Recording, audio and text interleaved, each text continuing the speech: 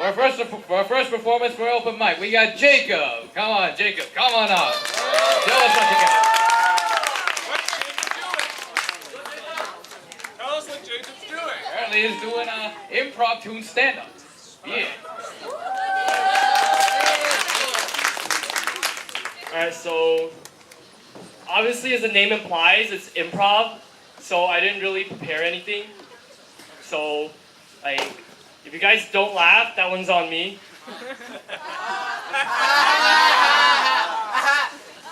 But I think I'm just gonna talk about some funny things I see around in school. Hopefully you guys can relate, or maybe not. So, I'm gonna start off by talking about the recycling house, okay? So you guys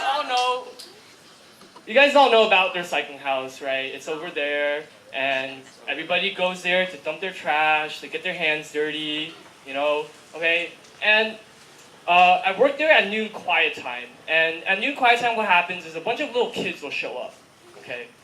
So they'll get in this cute line, they'll walk together, they'll come show up, and then they'll be like, where does this go? And then you have to show them where it goes and everything. And then at the same time, there are people around you, right? There are classmates around you. And you kind of just talk to them. And I think there was this one time I was talking about sausages to my friend. Okay, the kids over there get it. They get it. 'Cause they actually go a lot. But I was talking about sausages to my friend or something, so they started calling me the sausage man. Okay. Now imagine this. You're just walking down the road and a group of maybe like 4 or 5 little kids, they point at you and they go, hey, it's a sausage man! Like, imagine how that feels, okay? And I'm pretty sure they don't know about like the innuendo, but I have to mention it, okay? And sometimes there are gonna be teachers that see this happening and it gets a little awkward, you know? Like, I think it was Mr. Gardner. Yeah, like, they'll be like, hey, sausage man, really casually, and I'll be like, hey, and then Mr. Gardner would just be like,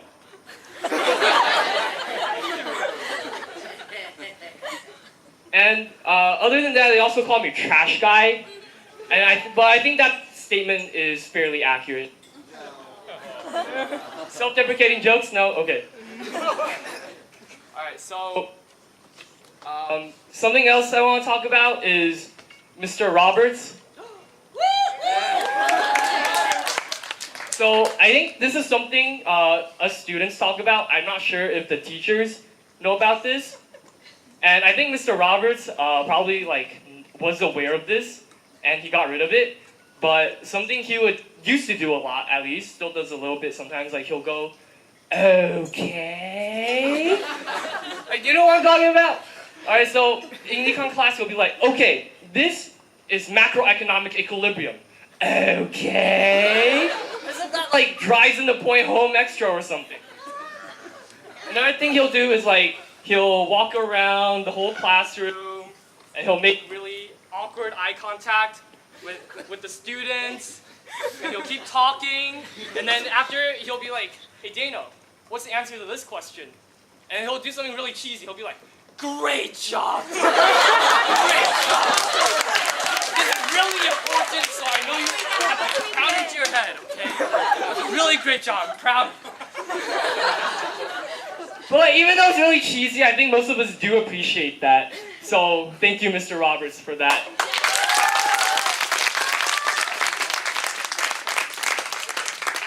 And while we're on the topic of Mr. Roberts, also about Mrs. Roberts. First, I think shout out to Mrs. Roberts for helping us with college applications, especially first. Let me put that out there.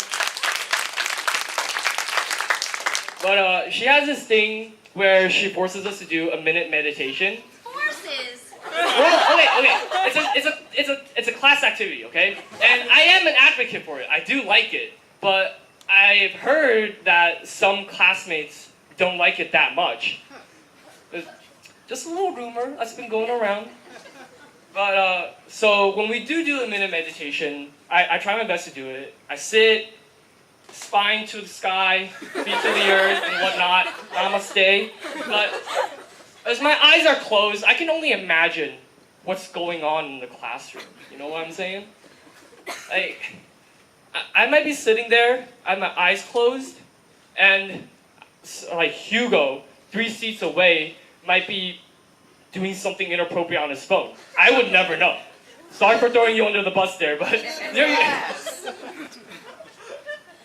Or I don't know, so I might be sitting there, and then somebody, like a guy, might be changing his shirt 2 rows down. I wouldn't know about that. So I'm just really curious, like what goes on during minute meditation actually? You know what I'm saying? Okay. Okay, it's okay. It's okay. It's okay when I'm not funny. It's okay. It's okay. But I think something that's really great and something I really like about IBSH is that we're all really close with each other, the students.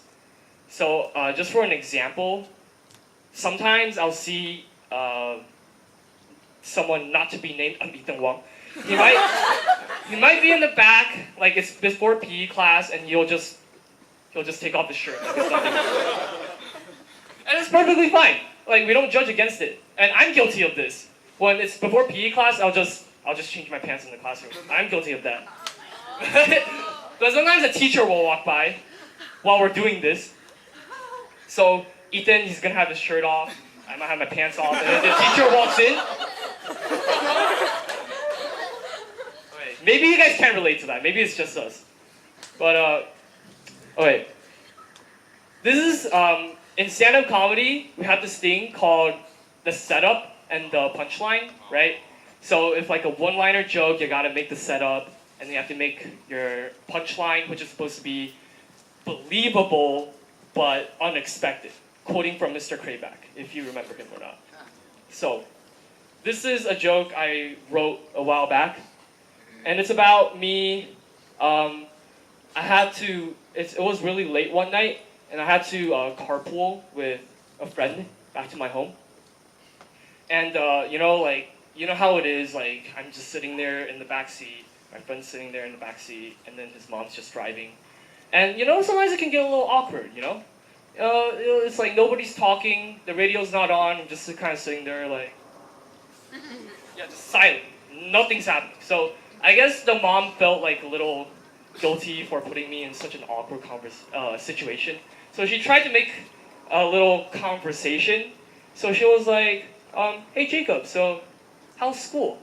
And I guess it was just me being a little nervous about that. And I think it was just like a defense mechanism that was like I've been thinking about at that time. And I just kind of awkwardly told her, I have a boyfriend. And she just said nothing. And the rest of the car ride was silent. And once we got to my house, she just pointed out the door and said, get out. I'm happy for you, Jacob. But I guess that was just something that happened. So I think that's enough improv stand-up comedy for one day. I hope you guys enjoyed that. I hope stand-up comedy club will gain more recognition in the future because yes, it is real. Yes, we are funny. Watch out for a stand-up performance maybe this semester. I don't know. Thanks.